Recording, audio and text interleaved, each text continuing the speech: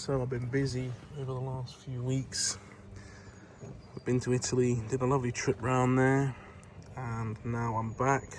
I've done some upgrades to the electrical system. So first thing over there, I've added another 100 amp hour battery to the system,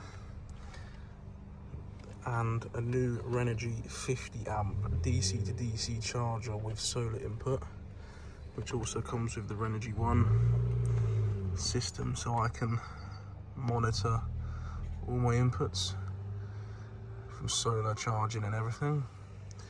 And then I've got a Victron battery shunt that runs and tells me what's going out.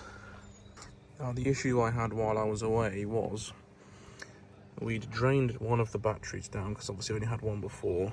We drained that down completely, and the charger I had was a cheap eBay one. This was the one I had on it before, just a generic Chinese thing. And I mean, it worked, but I'm pretty sure it only outputs 20 amps. I don't know if you can see there. There's the details.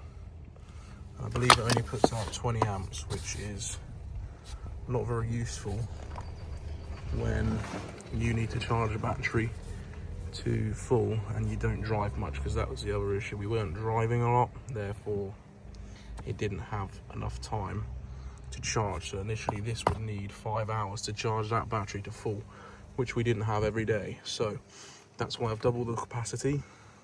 So we've now got more storage space for battery power and a charger that can put out 50 amps.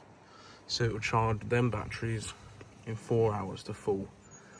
And another issue we had was the solar input cable broke, and I didn't realise, so the solar panels weren't actually charging. So that's why I've done some upgrades. I've got a new charger which is now working, it runs, and that will run off the solar as well.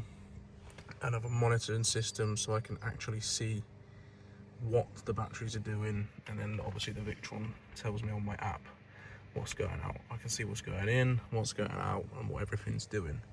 So I just wanted to show you what I've been up to, a few little things I've upgraded. And this Renogy charger is actually quite good. It's a reasonable price for what you pay for it at the time. Relatively easy to set up. You need power in from your alternator, power out to your batteries, negative to your batteries, and then you've got like data cables. So I'm running it.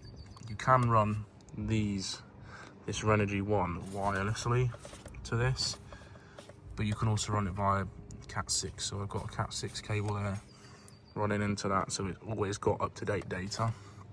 And then you have to power that as well, so that runs into power. And then you've got a battery monitoring wire. So there's a few more wires than this charger, but everything's done properly now, so it should all work nicely. And I've also fused from the batteries to the charger, which I didn't have before.